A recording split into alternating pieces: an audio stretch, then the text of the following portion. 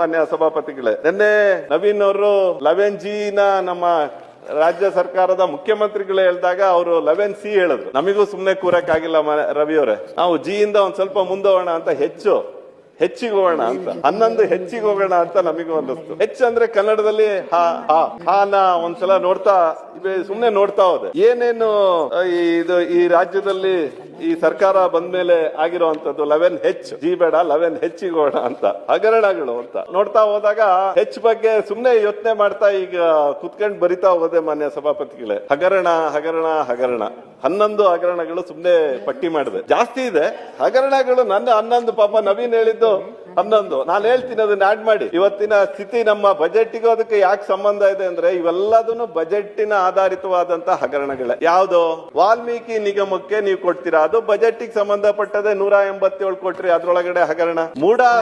ಮೂಡಾದಲ್ಲಿ ಆಗಿರಬೇಕಾ, ಅಲ್ಲಿಂದ ಬರ್ಬೇಕಾಗಿರೋಂತ ಟ್ಯಾಕ್ಸ್, ಅಲ್ಲಿಂದ ಬರ್ಬೇಕಾಗಿರೋದು ಏನೇನ್ ಸಮಸ್ಯೆ. ಮೂಡ 14 ಸೈಟ್ ಹಗರಣ.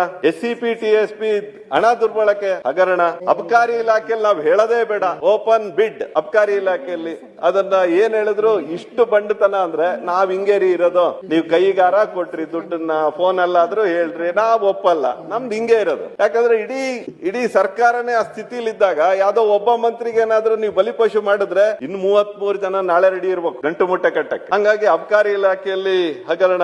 ಕಾರ್ಮಿಕ ಇಲಾಖೆಯಲ್ಲಿ ರವಿಕುಮಾರ್ ಅವರು ಮಾನ್ಯ ನವೀನ್ ಅವರು ಇಬ್ರು ತೋರಿಸಿದ್ರು ಹೆಂಗೆ ಏನೇನು ಯಾವ ರೀತಿಯಲ್ಲಿ ಹಗರಣ ಆಗ್ತಾ ಇದೆ. ಕಿಟ್ ಹಗರಣ. ವಕ್ಫ್ ಬೋರ್ಡ್ ನಲ್ಲಿ ಇಡೀ ರಾಜ್ಯದಲ್ಲಿ ಬೆಂಕಿ ಹತ್ಕಂತು. ವಕ್ಫ್ ಬೋರ್ಡ್ ನಲ್ಲಿ ಹಗರಣ. ಅದೇ ರೀತಿ ನಾ ಹೇಳ್ದೆ, NREG ನಾ ತೋರಿಸ್ದೆ ಯಾವ ರೀತಿ ಹಗರಣಗಳನ್ನ NREG ಮಾಡಿದ್ದಾರೆ ಇವರು.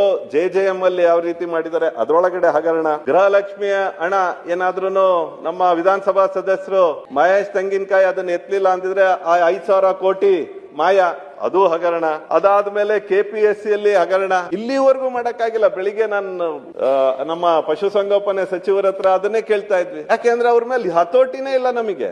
ಏನ್ ಬೇಕಾರೆ ಅವ್ರ ಪ್ರಶ್ನೆ ಪತ್ರಿಕೆ ಒಂದ್ಸಲ ನೋಡಿದ್ರೆ ಬೇಜಾರಾಗುತ್ತೆ. ಎಲ್ಲ ಇವತ್ತು ChatGPT, ಇವತ್ತೇನ್ ಗೂಗಲ್ ಅಲ್ಲಿ ಇಟ್ಟು ಇಂಗ್ಲಿಷ್ ಇಂದ ಕನ್ನಡಕ್ಕೆ ಈ ತರದನ್ನು ಮಾಡುವಂತ ನಮ್ಮ ಪರೀಕ್ಷಾ ಕೇಂದ್ರಗಳಿಗೆ ನಮಗೆ ಕಂಟ್ರೋಲೇ ಇಲ್ಲ. KPSC ಹಗರಣ. ಸ್ಮಾರ್ಟ್ ಮೀಟರ್ ನಲ್ಲಿ ಹಗರಣ ಆಯ್ತು. ಅದೇ ರೀತಿ ಟ್ರಾನ್ಸ್ಫರ್ ನಲ್ಲಿ ಹಗರಣದ ಮೇಲೆ ಹಗರಣ. ಸ್ಮಾರ್ಟ್ ಮೀಟರ್ ಅಲ್ಲಿ ಇದು ಗುತ್ತಿಗೆದಾರರು, ಅದು ಅಲ್ಲಿಂದನೂ ಅವರೇ ಹೇಳ್ತಾ ಇದಾರೆ, ನಾವು ಅವಾಗ್ಲೇ ಹೇಳಿದ್ದು 40% ಅಂತ ಹೇಳ್ಬಿಟ್ವಿ, ಅದನ್ನ ಪ್ರೂವ್ ಮಾಡಕ್ ಆಗಿಲ್ಲ. ಆದ್ರೆ ಈಗ ಹೇಳ್ತಾ ಇದ್ವಿ 60% ಇವತ್ತು ನಮ್ಮಲ್ಲಿ ಭ್ರಷ್ಟಾಚಾರ ಇದೆ. ಅದೇ ರೀತಿ ನಮ್ಮ ರಾಜ್ಯ ಸರ್ಕಾರ ಮಾನ್ಯ ಸಭಾಪತಿಗಳೇ ಹಗರಣ ಹೇಳ್ದೆ ಇನ್ನೊಂದು ಹೇಳ್ಬೇಕಲ್ಲ, ಇದು ಒಂದ್ ಸ್ವಲ್ಪ ಆಡ್ ಮಾಡ್ಬೇಕಲ್ಲ ನವೀನ್ರಿಗೆ. ನಾನು ಹಂಗೆ ಹೆಚ್ಚಳ 11 ಹೆಚ್ಚಳದ ಬಗ್ಗೆನು ಆಮೇಲೆ ನೀವು ಆಡ್ ಮಾಡ್ಬೋದು, 110 ಆಗ್ಬೋದು. ನಾವು ಬಿಟ್ರೆ ನಾನು ನವೀನ್ರು ಅತ್ಯುತ್ತಮವಾದಂತ ಬಜೆಟ್ ಅನ್ನ ಕೊಡ್ತೀವಿ ಮಾನ್ಯ ಸಲೀಂ ಅಹಮದ್ ಅವರೇ. ನಾನು ಕಾಮರ್ಸ್ ಸ್ಟೂಡೆಂಟ್, ನಾವು ಮಾಡ್ತೀವಿ. ಡೆವಲಪ್ಮೆಂಟ್ ಏನು ಅಂತ ತೋರಿಸ್ತೀವಿ ನೋಡಿ. ಮಾನ್ಯ ಸಭಾಪತಿಗಳೇ, ಒಂದ್ಸಲ ಎದೆ ಮುಟ್ಕೊಂಡು ಹೇಳೋಣ, ನಾವು ರಾಜಕೀಯ ಮಾಡಕ್ಕೆ ಬಂದಿರೋದು, ರಾಜಕಾರಣವನ್ನ ಮಾಡ್ತೀವಿ, ಏನ್ ಬೇಕಾದ್ರೆ ಮಾಡೋಣ. ಆತರ ನಮ್ದೊಂದು ಅಭಿವೃದ್ಧಿ ದೇಶ, ಅಭಿವೃದ್ಧಿ ಆಗ್ತಾ ಇರುವಂತಹ ದೇಶ. ಆ ಡೆವಲಪ್ಮೆಂಟ್ ಆಗ್ತಾ ಇರುವಂತಹ ಸಂದರ್ಭದಲ್ಲಿ ನಾವು ಮಾಡಿರುವಂತ ಅನಾಹುತ ಎಲ್ಲಿಗೆ ಹೋಯ್ತು ಅಂದ್ರೆ ನಮ್ ಜನಕ್ಕೆ ನಿಜವಾಗ್ಲೂ ಪಾಪ ಗೊತ್ತಾಗಲ್ಲ. ನನಗೇನ್ ಸಿಗುತ್ತಪ್ಪ ಅಂತ ಯೋಚನೆ ಮಾಡ್ತಾರೆ. ನಾವು ಇಷ್ಟು ಸುಮಾರು ವರ್ಷಗಳಿಂದ ರಾಜಕಾರಣ ಮಾಡ್ಕೊಂಡ್ ಬಂದಿದ್ದೀವಿ. ಆದ್ರೆ ಹಂಗೆ ಜನರನ್ನ ಅಷ್ಟೊಂದು ಓಲೈಸುವಂತದನ್ನ ಮಾಡಿ ಇಡೀ ರಾಜ್ಯವನ್ನ ಒಂದ್ ರೀತಿಯಾಗಿ ಬರ್ಬಾದ್ ರಾಜ್ಯ ಅನ್ನೋಂತ ಮಾಡೋದಕ್ಕೆ ಹೋದ್ರೆ ಮುಂದಿನ ಜನರೇಷನ್ ನೀವು 5 ವರ್ಷ ಇರ್ತೀರಾ, ಆಮೇಲೆ ಏನು? ಇವತ್ತಿನ ಸ್ಥಿತಿ ಏನಾಗ್ತಿದೆ ಮಾನ್ಯ ಸಭಾಪತಿಗಳೇ, ಅದೇ ಹೆಚ್ಚಳದ ಬಗ್ಗೆ ಹೆಚ್ಚಾಯ್ತು, ಆಮೇಲೆ ಆಯ್ತು, ಹೇಗೆ ಬಂದೆ ಎಲ್ಲಿಗೆ ಹೋಗ್ತಾ ಇದೆ? ಹಾಲಿನ ದರ ಹೆಚ್ಚಳ, ಪೆಟ್ರೋಲ್ ದರ ಹೆಚ್ಚಳ, 2ನೇದು, 3ನೇದು ಡೀಸೆಲ್ ದರ ಹೆಚ್ಚಳ, ಸ್ಟಾಂಪ್ ಡ್ಯೂಟಿ ದರ ಹೆಚ್ಚಳ, ಮದ್ಯಪಾನ ದರ ಹೆಚ್ಚಳ, ಬಸ್ ದರ ಹೆಚ್ಚಳ, ಮೆಟ್ರೋ ದರ ಹೆಚ್ಚಳ, ಡ್ರಗ್ಸ್ ದಂಧೆ ಹೆಚ್ಚಳ. ಇವರಿಂದ ಡ್ರಗ್ಸ್ ತಂದೆ, ಬೇರೆ ಕೆಲಸ ಮಾಡಕ್ಕಾಗಲ್ಲ. ಡ್ರಗ್ಸ್ ತಂದೆ ನೋಡಿ, ಇಡೀ ಪ್ರಪಂಚ ಬೆಂಕಿ ಹಚ್ಕೊಂಡು ಉರಿತಾ ಇದೆ. ನಮ್ ದೇಶ ಉತ್ತಮವಾಗಿರೋ ಕಾರಣ ನಮ್ಮ ನರೇಂದ್ರ ಮೋದಿ ಅವರ ಇಲ್ಲಿರ ನೇತೃತ್ವ. ಹಾಗಾಗಿ ಇವತ್ತೇನೇನಾಗಿದೆ ಅದೆಲ್ಲದು ಟೆಂಪರರಿ. ಅವೆಲ್ಲ ಟೆಂಪರರಿ.